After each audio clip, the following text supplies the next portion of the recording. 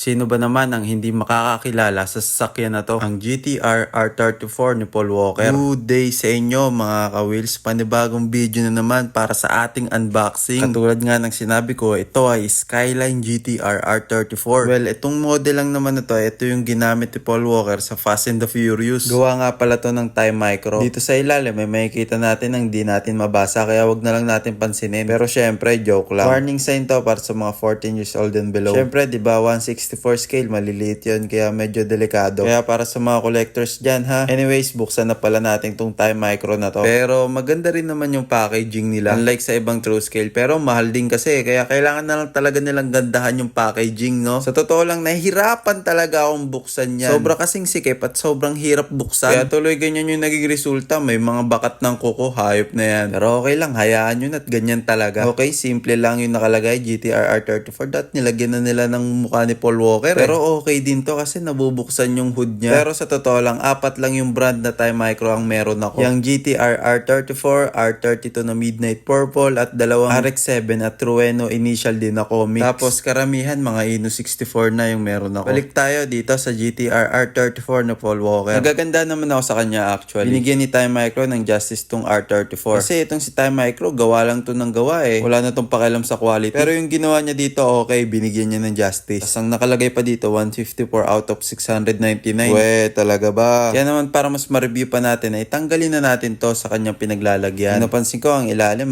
ganda ng tambucho mo bro. Kahit maliit na bagay, okay na okay pa rin yun. Ay, pagkalupit ng likod. Ayos naman yung taillight, tsaka kita yung skyline at ganun din yung plaka. Grabe ka, Time Micro, ikaw ba yan? Ayos naman yung taillight, wala siyang uka-uka at wala siyang mga pinturang di maayos. Kaya naman syempre, buksan na natin tong hood. Ito ang nagustuhan ko kay Time Micro, na-open yung hood. Kasi yung ganto ng Hot Wheels, hindi ako nagagandahan. Meron nga ako nakita, pinagtabi-tabi yung Stance Hunter, Hot Wheels, tsaka ganun din yung Time Micro. Pero wala, pinanis ni Time Micro. Kahit si Time Micro may ganyan, may bubuga rin pala eh. Hindi nga lang masyadong kita dito sa video, pero may part siya na carbon fiber. Anong kalupit, di carbon fiber pa ang lodi mo. Kaya syempre, para sa pictorial, kuhain na natin yung dalawa nating diorama figs. Pero wait lang, meron pa pala akong nakita. Habang kasing pinipicturean ko to, may napansin kasi ako. Paano ko mapipicturean to yung hood ay ayaw umangat. Pero yung pala, meron palang hood stay open. Para syempre, hindi bumaba yung hood kasi pipicturean ko nga, tas nababa yung hood. Ano ba yun? Simple lang yung details niya, pero okay na okay to, Time Micro. O, diba? Hindi siya nalalaglag unlike kanina. Binubuksan ko kasi, nababa rin kaagad kasi wala nga stay hood open. Maganda at maayos naman tong gawa ni Time Micro. Dapat nabubuksan din no? Pati yung pinto. Ito pa pala yung napansin ko. Hindi yung wheels pero may disc brake. Karamihan kasi sa mga 164, walang disc brake. Kahit papano kasi, dagdag forma rin yung disc brake. Para pumogi lalo yung diecast natin. Katulad nito. In 3, 2, 1, let's go!